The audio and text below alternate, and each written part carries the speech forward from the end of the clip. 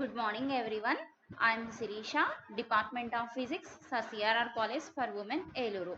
This video is for first BSc second semester for all physics combination groups.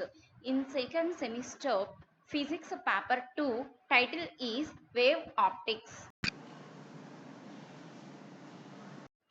Today our topic is interference by a film with two non-parallel reflecting surfaces, that is also called as wedge-shaped film. In this topic we are going to discuss about nature of interference pattern, measure of fringe width, determination of angle of wedge or diameter of wire. Now we will see one by one. First, our topic is wedge-shaped film. This is also called as interference by a film with two non-parallel reflecting surfaces. In previous class, we discussed about parallel reflecting surfaces. Two surfaces are parallel, but here we are discussed about non-parallel reflecting surfaces. Two surfaces kuda చూడండి G1H1 GH ఈ రెండు surfaces కూడా non parallel. ఇవి రెండు parallel గా ఉన్నాయా? ఎలా ఉన్నాయి? నాన్ ప్యారలల్ గా ఉన్నాయి. అంటే there is an angle alpha. ఈ రెండిటి మధ్య ఎంత యాంగిల్ ఉంది అంటే ఆల్ఫా అనే యాంగిల్ ఉంది. అదే ప్యారలల్ గా ఉందనుకోండి, యాంగిల్ ఈజ్ జీరో యాంగిల్ ఉంటుంది. కానీ ఇక్కడ మాత్రం యాంగిల్ అనేది ఆల్ఫా అనే యాంగిల్ చేస్తుంది. That's why this is called as wedge shaped film. అందుకని దీన్ని ఏమంటున్నాము అంటే వెడ్జ్ షేప్డ్ ఫిల్మ్ అంటున్నాము. ఈ two non parallel reflecting surfaces కి మధ్యలో ఇదంతా కూడా ఏముంటుంది అంటే ఎయిర్ అనేది ఉంటుంది. The thickness of the air film increases from G to H. అంతేనా అమ్మా? ఇక్కడ చూడండి, ఈ రెండిటి మధ్య గ్యాప్ అనేది తక్కువగా ఉంది, వెళ్ళే కొద్దీ గ్యాప్ అనేది ఎక్కువగా ఉంది. అంటే ఏంటి? ఎయిర్ ఫిల్మ్ యొక్క థిక్నెస్ అనేది increases from G to H. Okay, let mu be the refractive index of the material of the film. ఈ ఫిల్మ్ యొక్క రిఫ్రాక్టివ్ ఇండెక్స్ అనేది మ్యూ. ఈ మధ్యలో ఉంది చూసారా ఎయిర్ ఫిల్మ్, దాని యొక్క రిఫ్రాక్టివ్ ఇండెక్స్ ఎంత అనుకుంటున్నాము అంటే మ్యూ అనుకుంటున్నాము. Okay, when this film is illuminated by sodium lamp అంటే సోడియం లైట్. ఈ ఫిల్మ్ని మనం ఒక సోడియం లైట్ తోటి ఇల్యూమినేట్ చేస్తే then the interference between the two system of rays, one reflected from the front surface and other reflected from the second surface. ఒకటేమో ఇలా ఒక సోడియం లైట్ వచ్చి ఇల్యూమినేట్ చేస్తే the light is partly reflected, partly transmitted. This is again reflected from the second surface. So internal ga malli reflection jargi finally it emerges out along DR1. These two rays BR and DR1 are not parallel. అవి రెండు కూడా parallel గా ఉండట్లేదు. But these two are appears to diverge from S. ఈ రెండు race కూడా ఎక్కడి నుంచి వచ్చినట్టుగా కనిపిస్తున్నాయి అంటే ఎస్ అనే పాయింట్ నుంచి వచ్చినట్టుగా కనిపిస్తున్నాయి. So the interference takes place. అందుకని మనకి ఇంటర్ఫీరెన్స్ అనేది ఇక్కడ జరుగుతుంది. The condition of interference is satisfied. ఇంకా ఇక్కడ ఏంటి అంటే ఏబి అనేది ఇన్సిడెంట్ రే, బిఆర్ అనేది reflected from the front surface, so BC అనేది refracted ray, it is again reflected from the C point and it is finally emerges out along DR1. మనకి interference ని study చేయాలి అంటే first ఏం calculate చేయాలంటే path difference calculate చేయాలి. For that purpose we draw normal from the point D on BC. D నుంచి DE అనే ఒక నార్మల్ డ్రా చేసాము. అలానే D నుంచి DF అనే ఒక నార్మల్ డ్రా చేసాము. ఓకే, DF DE అర్థమైంది కదా. I is the angle of incidence, R is the angle of refraction, and ఇక్కడ ఒక right angle triangle EPD.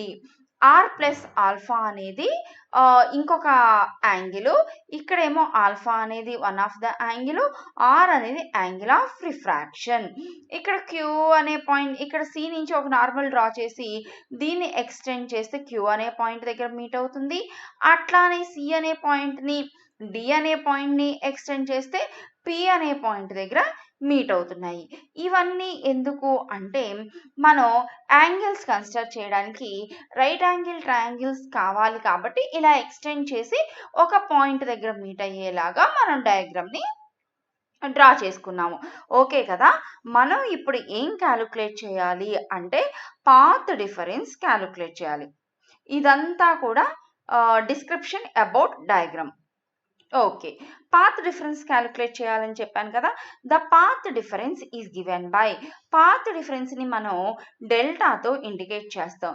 This is equal to, diagram చూడండి, డెల్టా ఈజ్ ఈక్వల్ టు అంటే ఏ రెండిటికి మధ్య path difference BR and DR one, ఈ రెండిట్లకి మధ్య పాత్ డిఫరెన్స్ కాబట్టి డిఆర్1 డిస్టెన్స్ ట్రావెల్ చేసిన డిస్టెన్స్ మైనస్ బిఆర్ ట్రావెల్ చేసిన డిస్టెన్స్. బిఆర్ మొత్తం తీసుకొని ఇక్కడికి ఒక నార్మల్ డ్రా చేసి BF. Okay, this is equal to this minus this one అనుకున్నాం కదా. సో డిఆర్1 ఎంత డిస్టెన్స్ ట్రావెల్ చేసింది అంటే ఏబి అనే రే వచ్చి ఫస్ట్ సర్ఫేస్ మీద ఇన్సిడెంట్ అయిన తరువాత ఇది ఇక్కడ నుంచి రిఫ్లెక్ట్ అయిపోయింది. అంటే బిఎఫ్ అనే డిస్టెన్స్ ట్రావెల్ చేసింది. కానీ ఇది మాత్రం ఏం చేసింది, B to C, C to D. Inside the film, inside the film మనం mu is the refractive index అని అనుకున్నాము. కాబట్టి delta is equal to mu into BC plus CD minus BF.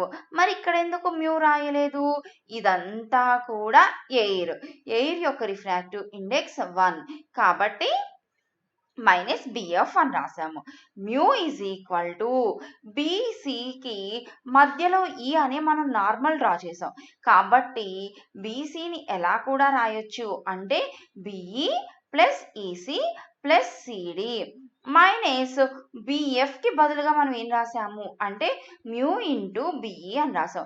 ఎక్కడి నుంచి వచ్చింది మ్యూ ఇంటూ బిఈ అంటే ఇక్కడ చూడండి, mu is equal to sine i by sine r, Snell's law. So sine i అంటే from this right angle triangle BFD, sine i అంటే opposite side BF by hypotenuse BD. అలాగే sine r అంటే opposite side BE by hypotenuse BD. BD cancel అయిపోతే BF by BE. BF is equal to cross multiply చేస్తే mu into BE. That's why here mu into BE వచ్చింది.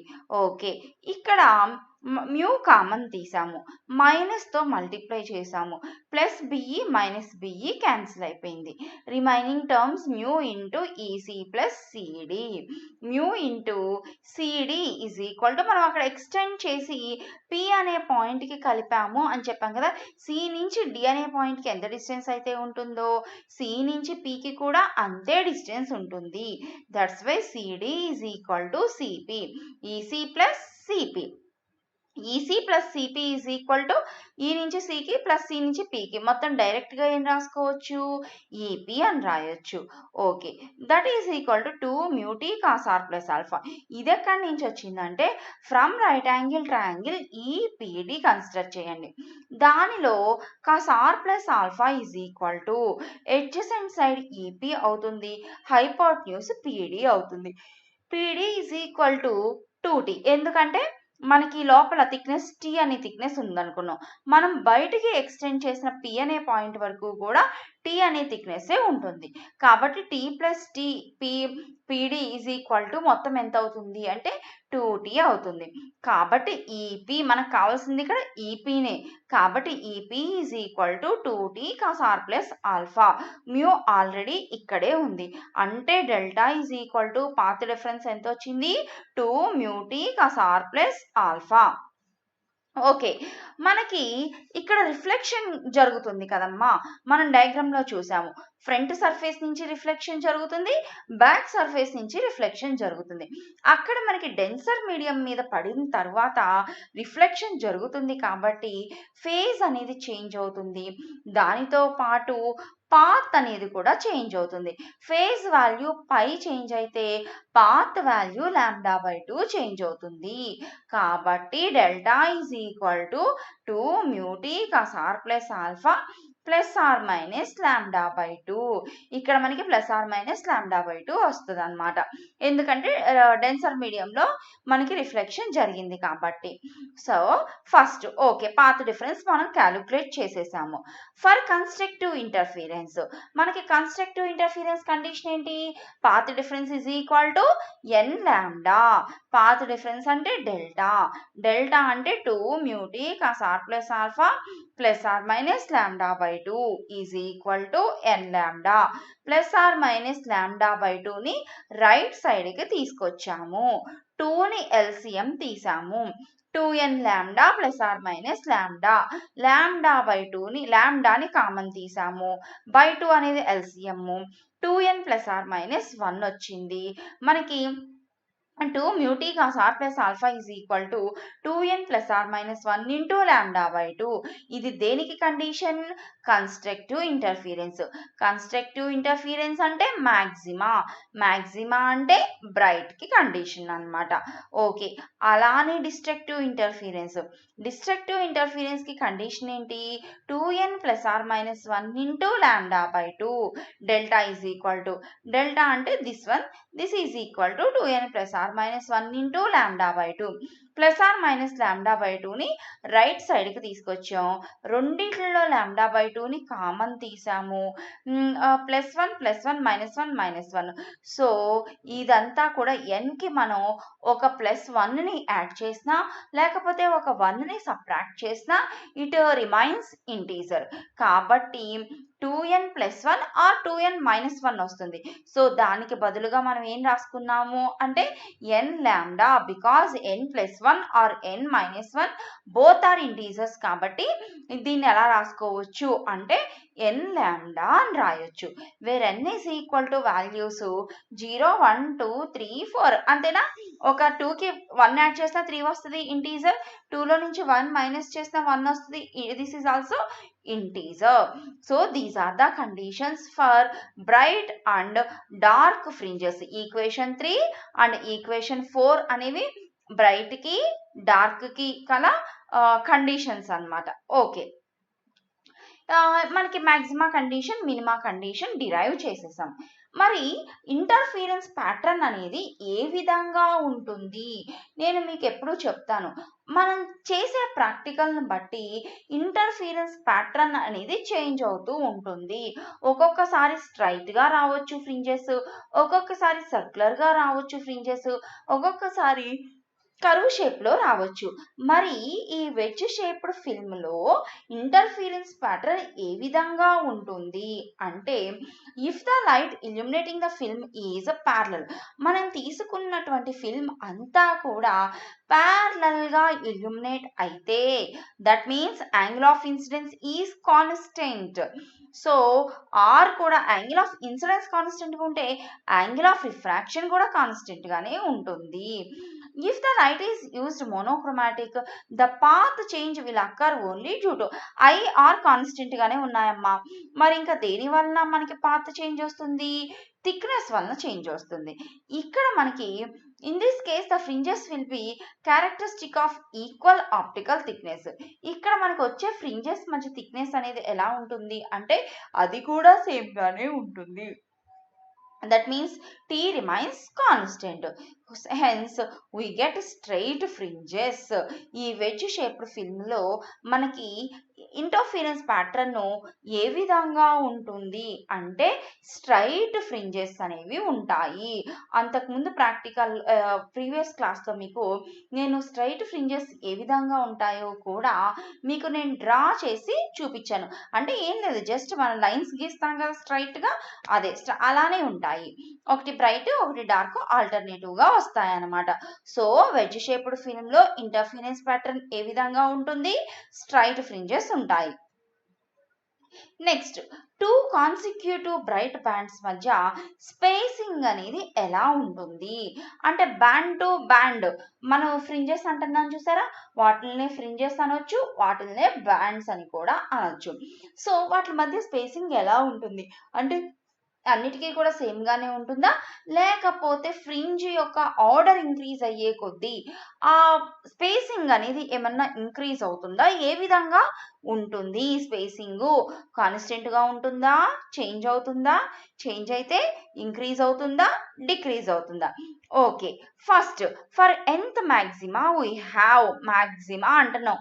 Maxima condition already మనం derive చేసాం equation 3. So అక్కడ plus r minus ఉంది, మనం ఏదైనా తీసుకోవచ్చు. ఫర్ సపోజ్ ప్లస్ తీసుకున్నాము, 2 μt cos r plus alpha is equal to 2n plus 1 into lambda by 2.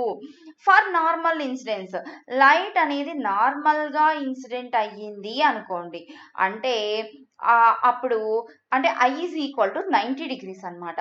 Then r is equal to 0, నార్మల్గా ఇన్సిడెంట్ అయితే ఇంకా మనకి రే అంతా కూడా ఆ యాంగిల్ ఆఫ్ ఇన్సిడెన్స్ డైరెక్షన్ లోనే వెళ్తుంది కాబట్టి ఆర్ ఈజ్ ఈక్వల్ టు 0 అవుతుంది. And mu is equal to 1 because అక్కడ ఫిల్మ్ యొక్క థిక్నెస్ అంటున్నాం. ఫిల్మ్ అక్కడ మనం ఏం తీసుకున్నాము, ఎయిర్ ఫిల్మ్ తీసుకున్నాం. ఎయిర్ ఫిల్మ్ యొక్క థిక్నెస్ ఎంత ఉంటుంది, రిఫ్రాక్టివ్ ఇండెక్స్ ఎంత ఉంటుంది, 1 ఉంటుంది. So mu is equal to 1, 2t cos r, r is equal to 0, hence alpha మాత్రమే ఉంటుంది, 2n plus 1 into lambda by 2. ఈ ఫ్రింజ్ అనేది స్టార్టింగ్ పొజిషన్ ఆల్ఫానే కదా మనకి డయాగ్రామ్ లో, ఈ స్టార్టింగ్ పాయింట్ నుంచి ఎంత డిస్టెన్స్ లో వచ్చింది అంటే xn అనే డిస్టెన్స్ లో వచ్చింది. ఫర్ సపోజ్ ఇది స్ట్రైట్ ఫ్రింజ్, ఈ ఫ్రింజ్ అనేది స్టార్టింగ్ పాయింట్ నుంచి అంటే వెడ్జ్ పాయింట్ నుంచి ఎంత డిస్టెన్స్ లో వచ్చింది, xn అనే డిస్టెన్స్ లో వచ్చింది. From this right angle triangle, tan alpha is equal to opposite side t by adjacent side xn. T is equal to xn tan alpha. Cross multiply చేస్తే ఇంతే కదా వస్తుంది, xn tan alpha. Okay, from equations 1 and 2, ఏంటా equations 1 and 2? ఇది ఇక్కడ మనం t ఉంది కదా, t ప్లేస్ లో xn tan alpha సబ్స్టిట్యూట్ చేయండి. సో xn tan alpha ఇది వచ్చింది. ఇందులో tan alpha అంటే sin alpha by cos alpha, cos alpha cancel అయిపోయి sin alpha మాత్రమే ఉంటుంది, is equal to 2n plus 1 into lambda by 2. Okay, ఇది nth ఫ్రింజ్. అలానే n ప్లస్ 1th ఫ్రింజ్ ఎప్పుడు వస్తుంది అంటే xn plus 1 అనే డిస్టెన్స్ లో వచ్చింది అనుకోండి, అప్పుడు 2xn, n ప్లేస్ లో n plus 1 పెట్టండి, sin alpha 2, n ప్లేస్ లో మళ్ళీ n plus 1 పెట్టాము, into lambda by 2, 2n plus 2 plus 1, 2n plus 3 into lambda by 2. Equation 4 ని ఈక్వేషన్ 3 లో సబ్ట్రాక్ట్ చేయండి. సో 2 కామన్ కాబట్టి రెండు ఈక్వేషన్స్ లో 2 కామన్ తీసాము, sin alpha కామన్ కాబట్టి sin alpha ని కామన్ తీసాము. హెన్స్ ఇంకా సబ్ట్రాక్టింగ్ టర్మ్స్ ఏమున్నాయి, xn plus 1 minus xn is equal to 2n plus 3 minus 2n minus 1, 2n 2n cancel అవుతుంది, 3 minus 1 2 అవుతుంది, 2 into lambda by 2, 2 2 కూడా క్యాన్సిల్ అయిపోతే lambda మాత్రమే ఉంటుంది. xn plus 1 minus xn is equal to beta. Two fringes మధ్య difference, that is called fringe width. It is denoted by beta. So 2 beta sin alpha is equal to lambda. మనకి కావలసింది spacing between two consecutive bright bands అన్నాం. Spacing అంటే బీటానే, beta మాత్రమే మనకి కావాలి కాబట్టి బీటాని మాత్రమే ఉంచి లాంబ్డా బై 2 సైన్ ఆల్ఫా అని రాసాం. Where alpha is very small, alpha అంటే 2 గ్లాస్ ప్లేట్స్ ఉన్నాయి కదా, ఆ 2 గ్లాస్ ప్లేట్స్ మధ్య యాంగిల్ అది చాలా స్మాల్ గా ఉంది అనుకోండి. sin alpha is equal to ఏమవుతుంది ఆల్ఫా అంటే beta is equal to lambda by 2 alpha as the fringe width is independent of ఇక్కడ మనకి ఎక్కడా కూడా n వాల్యూ లేదు beta is equal to lambda by 2 alpha lambda is the wavelength of monochromatic light that is constant 5893 into 10 power minus 8 angstroms. 2. Alpha is also constant throughout the experiment. That is, beta is independent of n. Hence, all bright fringes are equally spaced. అన్ని bright fringes or dark fringes మధ్య ఉండే spacing అనేది fixed గానే ఉంటుంది అంతేకాని మన 1 2 3 4 5 6 అట్లా వెళుతున్న కొద్దీ స్పేసింగ్ అనేది తగ్గిపోవడం కానీ స్పేసింగ్ అనేది పెరిగిపోవడం కానీ ఏమీ లేదు beta is constant everywhere okay next determination of angle of wedge or diameter of a wire ఈ ఎక్స్పెరిమెంట్ యూస్ చేసి వెడ్జ్ మెథడ్ అనే ఎక్స్పెరిమెంట్ని యూస్ చేసి మనం ఏమి క్యాలిక్యులేట్ చేయొచ్చు అంటే డయామీటర్ ఆఫ్ వైర్ ఆ ఒక వైర్ యొక్క డయామీటర్ని క్యాలిక్యులేట్ చేయొచ్చు అలానే యాంగిల్ని కూడా క్యాలిక్యులేట్ చేయొచ్చు వేర్ యాంగిల్ అంటే ఆల్ఫా వాల్యూని మనం క్యాలిక్యులేట్ చేయొచ్చు దీనికోసం కూడా మనం 2 గ్లాస్ ప్లేట్స్ని తీసుకుందాం ఈ పైనదంతా ఒక గ్లాస్ ప్లేటు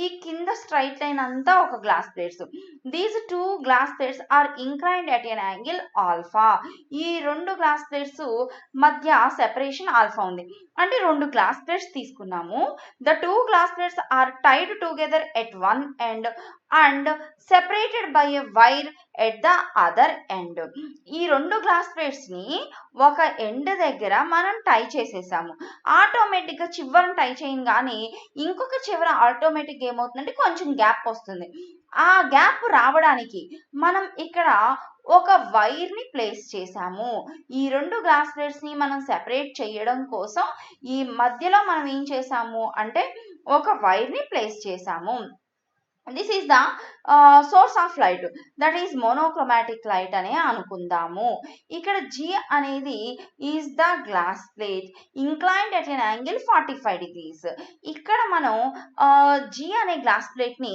ఎంత యాంగిల్తో ప్లేస్ చేసాము అంటే 45 degrees యాంగిల్ తోటి మనం ప్లేస్ చేసాము అంటే ఇక్కడ వచ్చిన లైట్ అనేది నార్మల్గా ఇన్సిడెంట్ అవ్వడం కోసం ఈ వెజ్ షేప్డ్ ఫిల్మ్ మీద నార్మల్గా ఇన్సిడెంట్ అవ్వడం కోసం ఇక్కడ గ్లాస్ ప్లేట్ ని 45 degrees యాంగిల్ తో ప్లేస్ చేసాము here it is the microscope మనం ఇదంతా కూడా ఈ ఫ్రింజెస్ కానివ్వండి లేకపోతే డయామీటర్ ని కానివ్వండి లేకపోతే యాంగిల్ ని కానివ్వండి ఇదంతా కూడా మనం క్యాలిక్యులేట్ చేయాలన్నా చూడాలన్నా మనకి ఏం కావాలి అంటే ట్రావెలింగ్ మైక్రోస్కోప్ అనేది కావాలి ఇక్కడ మనం ట్రావెలింగ్ మైక్రోస్కోప్ ని ప్లేస్ చేసాం అనమాట మీ అందరికీ తెలుసు ట్రావెలింగ్ మైక్రోస్కోప్ ఆ విధంగా ప్లేస్ చేసాం హియర్ ABCDEF అండ్ GH అవన్నీ కూడా ఏంటి అంటే మనకి alternative dark and bright fringes of equal optical thickness వాటి మధ్య ఇది ఒక బ్రైట్ అనుకోండి ఈ మధ్యలో డార్క్ మళ్ళీ CD బ్రైట్ మధ్యలో గ్యాప్ డార్క్ ఆ విధంగా అవన్నీ కూడా చూసారా ఈ మధ్యలో సెపరేషన్ ఎట్లా ఉంది ఏబికి సిడికి సిడికి ఈఎఫ్కి ఈఎఫ్కి జిహెచ్కి ఆ సెపరేషన్ కాన్స్టెంట్ గా ఉంది చూసారా సో అట్లా ఉండాలన్నమాట సో హియర్ మనం P అండ్ Q ఏంటి అంటే P అండ్ Q అనేవి కూడా మనకి ఫ్రింజెస్ ఇలా డ్రా చేసుకుంటూ వెళ్తాం కదా P అనేది nth డార్క్ ఫ్రింజ్ Q అనేది n+1 డార్క్ ఫ్రింజ్ ఈ మధ్యలో ఆల్ఫా అనే గ్యాప్ చేస్తా ఉంది ఓకే P అనే ఫ్రింజ్ యొక్క థిక్నెస్ T1 Q అనే ఫ్రింజ్ యొక్క థిక్నెస్ T2 అనుకోండి నౌ పాత్ డిఫరెన్స్ మనం ఇంతకు ముందు క్యాలిక్యులేట్ చేసినట్టే path difference ఏమొచ్చిందమ్మా 2 μt cos r వచ్చింది కదా పాత్ డిఫరెన్స్ సో ఇక్కడ కూడా పాత్ డిఫరెన్స్ ఎంత వస్తుంది అంటే 2 μt cos r వస్తుంది ఓకే ఇదంతా కూడా description about diagram 2t1 is equal to n lambda ఎలా వచ్చిందంటే పాత్ డిఫరెన్స్ ఈక్వేషన్ ఏంటి 2 μt cos r 2 ఉంది mu is equal to 1 okay అందుకని మ్యూ లేదు ఇక్కడ T టీ అంటే మనం ఫస్ట్ ఫ్రింజ్ని పి అనే దగ్గర థిక్నెస్ T1 అనుకున్నాం కాబట్టి 2T1. మరి కాసార్ ఏమైందంటే ఇక్కడ నార్మల్ ఇన్సిడెన్స్ జరుగుతుంది కాబట్టి ఆర్ వాల్యూ 0 అయిపోతుంది. కాస్ 0 ఎంతమ్మా 1 కాబట్టి 2 మ్యూటీ కాసార్లో మనకి మిగిలింది 2T1 ఈజ్ ఈక్వల్ టు మనం బ్రైట్ అంటున్నాం కాబట్టి ఈజ్ ఈక్వల్ టు దేనికి ఈక్వల్ చేయాలి ఎన్ లాంబ్డా. అలానే ఇంకొక మనం 2 ఫ్రింజెస్ కన్సిడర్ చేసాం పి ఇంకొకటి క్యూ. సో ఇంకో దాని యొక్క thickness T2 is equal to ఇందాక n కాబట్టి ఇప్పుడు n+1 ఇంటూ లాంబ్డా. ఇది nth ఫ్రింజు, ఇది n+1th fringe. Equation 1 equation 2. From the figure ఈ ఫిగర్ లో మీరు tan ఆల్ఫా కన్సిడర్ చేయండి. tan alpha is equal to opposite side T1 by adjacent side AP. అలానే ఇంకొకటి ఉంది tan alpha is equal to opposite side T2 by adjacent side AQ. Okay, T2 by T1 by AP that is equal to T2 by AQ. ఈ రెండు subtract చేయండి. T2 minus T1 by AQ minus AP is equal to tan alpha. tan alpha ని మనం ఈ విధంగా కూడా రాసుకోవచ్చు. Okay, AQ minus AP అంటే ఏంటి? Spacing between the two fringes that is equal to fringe with beta. అంటే AQ మైనస్ ఏపీకి బదులుగా మనం బీటా అని రాయాలి. సో బీటాని ఇటువైపుకి క్రాస్ మల్టిప్లికేషన్ చేయండి. T2 minus T1 is equal to beta tan alpha. ఇప్పుడు T2 మైనస్ T1 వాల్యూ వచ్చింది కదా, దాన్ని from equations 1 and 2 T2 minus T1 is equal to lambda by 2. అది ఎక్కడి నుంచి వచ్చింది అంటే ఈ రెండింటిని సబ్ట్రాక్ట్ చేయండి. ఈక్వేషన్ 1ని ఈక్వేషన్ 2ని 2 కామన్ తీస్తే T2 minus T1 is equal to n plus 1 into lambda minus n lambda. Plus n lambda minus n lambda cancel అయిపోయింది. ఇంకా ఏం మాత్రమే ఉంది right side lambda. Left side 2 into T2 minus T1. T2 minus T1 మాత్రమే ఉంచి 2ని ఇటువైపుకి తీసుకొచ్చేస్తే lambda by 2 అవుతుంది. So T2 minus T1 is equal to lambda by 2. From equation 3 and 4 ఈ లెఫ్ట్ సైడ్ ఈక్వల్ కాబట్టి రైట్ సైడ్ కూడా equal చేద్దాం. అంటే beta tan alpha is equal to ఏమైందమ్మా lambda by 2. So here beta is the independent of n. Hence all dark fringes are equally spaced. ఇక్కడ కూడా fringes అన్నీ కూడా ఎలా ఉన్నాయి అంటే ఈక్వల్లీ స్పేస్డ్ అన్నమాట. ఇందులో the cross wire of the beta tan alpha is equal lambda by 2 వచ్చింది కదా. ఇందులో మనం దీన్ని ఎలా కూడా రాసుకోవచ్చు అంటే beta is equal to lambda by 2 tan alpha. అంతేనా? ఈ టాన్ ఆల్ఫాని ఇటువైపు తీసుకొచ్చేసేయండి. తీసుకొస్తే alpha is very small. Tan alpha is equal to ఏమవుతుంది ఆల్ఫా. అంటే beta is equal to lambda by 2 alpha. 2 alpha వస్తుంది. సో మనం అందులో alpha is equal to lambda by 2 beta అని రాయొచ్చు. సో దాని నుంచి కూడా మనం ఆల్ఫా వాల్యూని మనం క్యాలిక్యులేట్ చేయొచ్చు. ఎందుకు అంటే బీటా వాల్యూ మనకు తెలుసు. ఏ విధంగా క్యాలిక్యులేట్ చేస్తామో బీటా నేను ఇప్పుడు చెప్తాను. లాంబ్డా అంటే కాన్స్టెంట్ వాల్యూ. సో బీటా ఇక్కడ నేను చెప్తాను కాబట్టి ఆల్ఫా వాల్యూని క్యాలిక్యులేట్ చేయొచ్చు కదా. ఏం లేదు, మనకి ట్రావెలింగ్ మైక్రోస్కోపే కదా మనం యూజ్ చేసేది. అక్కడ ఉన్న ర్యాక్ అండ్ పినియన్ స్క్రూని ఫస్ట్ nth బ్రైట్ ఫ్రింజ్ మీద ఫోకస్ చేస్తాము. Main scale reading, vernier coincidence, total reading note చేసుకున్నాం. 10 వచ్చింది. నెక్స్ట్ క్రాస్ వైర్ ని మూవ్ చేసి n+1 బ్రైట్ ఫ్రింజ్ మీద ఫోకస్ చేసాం. అప్పుడు కూడా main scale reading, vernier coincidence, total reading note చేసుకున్నాము. 12 వచ్చింది. 12 మైనస్ 10 చేసాము is equal to 2. That is beta. Beta value వచ్చేసింది. And alpha is very small కాబట్టి ఆల్ఫానే ఉంది ఇక్కడ. So alpha is equal to lambda by 2 beta. ఇంక ఇందులో మనకు తెలియని వాల్యూ ఏమన్నా ఉందా? ఏం లేదు. సో ఆ విధంగా మనం ఆల్ఫాని క్యాలిక్యులేట్ చేయవచ్చు. ఓకే, నెక్స్ట్ ఇంకొకటి కూడా చెప్పుకున్నాము. ఆ యాంగిల్ ని క్యాలిక్యులేట్ చేయొచ్చు. ఇంకొకటి ఇచ్చినటువంటి వైర్ యొక్క డయామీటర్ ని కూడా మనం క్యాలిక్యులేట్ చేయొచ్చు అని చెప్పుకున్నాము. సో ఇచ్చినటువంటి వైర్ యొక్క డయామీటర్ ని ఏ విధంగా క్యాలిక్యులేట్ చేస్తాము అంటే ఇక్కడ వైర్ ఇది కదా వైరు. ఈ వైర్‌ని ఇక్కడ నుంచి స్టార్టింగ్ పాయింట్ నుంచి ఎంత డిస్టెన్స్‌లో ప్లేస్ చేశాము అంటే x అనే డిస్టెన్స్‌లో ప్లేస్ చేశాము. ఈ వైర్ యొక్క diameter is d. Let d is the diameter of the wire. ఆ వైర్ యొక్క డయామీటర్‌ని d అనుకున్నాము. అప్పుడు tan alpha is equal to రాయండి. tan alpha is equal to opposite side d by adjacent side x. tan alpha is equal to ఏంటమ్మా? Opposite side d by x. tan alpha is equal to already మనకి tan alpha అంటే ఇక్కడ వచ్చింది. tan alpha is equal to lambda by 2 beta అనేది మనకు already calculate చేసాము. కాబట్టి ఈ రెండు ఈక్వేషన్స్ని ఈక్వల్ చేయండి. లెఫ్ట్ సైడ్ ఈక్వల్ కాబట్టి రైట్ సైడ్ కూడా ఈక్వల్ చేసాం. d by x is equal to lambda by 2 beta or d is equal to మనకి కావాల్సిన డయామీటర్ కాబట్టి d is equal to lambda x by 2 beta. xని క్రాస్ మల్టిప్లై చేసాము. With the help of equation 6, the diameter of wire can be calculated. D is equal to lambda అంటే 5893 into 10 power minus 8. X అంటే ఎంత డిస్టెన్స్లో place చేసాం. That is directly taken from the optical bench. స్కేల్తో మనం measure చేయొచ్చు. ఇంకా 2 beta అంటే ఫ్రింజ్ విడ్త్. అది ఏ విధంగా క్యాలిక్యులేట్ చేశానో ఇప్పుడే మీకు చెప్పాను. ఈ వాల్యూస్ అన్నీ కూడా మనం ఇందులో సబ్స్టిట్యూట్ చేస్తే d వాల్యూ అనేది మనం ఫైండ్ అవుట్ చేసేయచ్చు ఈజీగా. So this is about angle of wedge or diameter of wire. ఈరోజు మనం ఏమేం చెప్పుకున్నాము అంటే వెడ్జ్ షేప్డ్ ఫిల్మ్ అంటే ఏంటి అంటే నాన్ ప్యారలల్గా ఉంటే ఆల్ఫా అనే యాంగిల్ చేస్తే రెండు సర్ఫేసెస్ మధ్య దాన్నే వెడ్జ్ షేప్డ్ ఫిల్మ్ అంటారని చెప్పుకున్నాము. తర్వాత పాత్ డిఫరెన్స్ క్యాలిక్యులేట్ చేసాము. మ్యాక్సిమా మినిమా కండిషన్స్ డిరైవ్ చేసాము. ఇంటర్ఫీరెన్స్ ప్యాటర్న్ ఏ విధంగా ఉంటుంది, నేచర్ ఆఫ్ ఇంటర్ఫీరెన్స్ ప్యాటర్న్ అనేది క్యాలిక్యులేట్ చేసాము. ఏ విధంగా టూ బ్రైట్ ఫ్రింజెస్ మధ్య స్పేసింగ్ బీటా వాల్యూ ఏ విధంగా ఉంటుందో క్యాలిక్యులేట్ చేసాము. నెక్స్ట్ ఆ రెండు సర్ఫేసెస్ మధ్య యాంగిల్ ఆల్ఫా అనే యాంగిల్ చేస్తుందని చెప్పుకున్నాం.